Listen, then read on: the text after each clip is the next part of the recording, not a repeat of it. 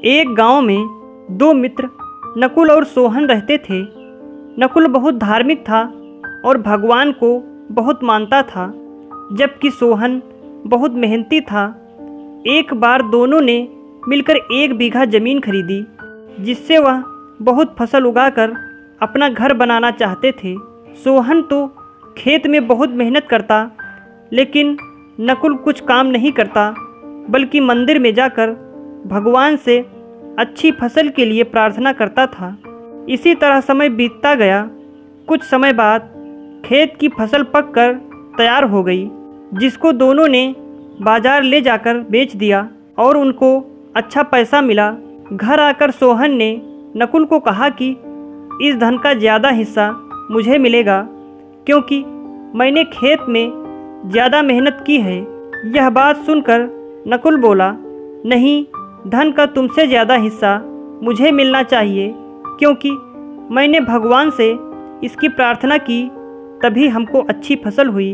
भगवान के बिना कुछ संभव नहीं है।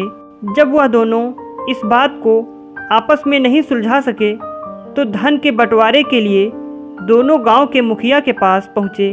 मुखिया ने दोनों की सारी बात सुनकर उन दोनों को एक एक बोरा चावल का दिया, जिसमें कंकड़ मिले हुए थे।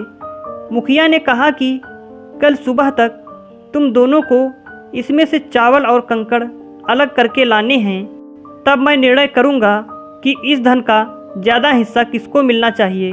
दोनों चावल की बोरी लेकर अपने घर चले गए। सोहन रात भर जागकर चावल और कंकड़ को अलग किया, लेकिन नकुल चावल की बोरी को लेकर मंदिर में गया और भगवान से चावल में से कंकड़ अलग करने की प्रार्थना की।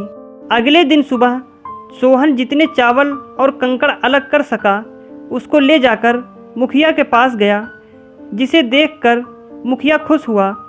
नकुल वैसी की वैसी बोरी को ले जाकर मुखिया के पास गया। मुखिया ने नकुल को कहा कि दिखाओ, तुमने कितने चावल साफ किए हैं। नकुल ने कहा कि मुझे भगवान पर पूरा भरोसा है कि सारे चावल साफ हो गए होंगे। जब बोरी को खोला गया तो चावल और कंकड़ वैसे के वैसे ही थे। जमींदार ने नकुल को कहा कि भगवान भी तभी सहायता करते हैं जब तुम मेहनत करते हो। जमींदार ने धन का ज़्यादा हिस्सा सोहन को दिया। इसके बाद नकुल भी सोहन की तरह खेत में मेहनत करने लगा और अब की बार उनकी फसल पहले से भी अच्छी हुई।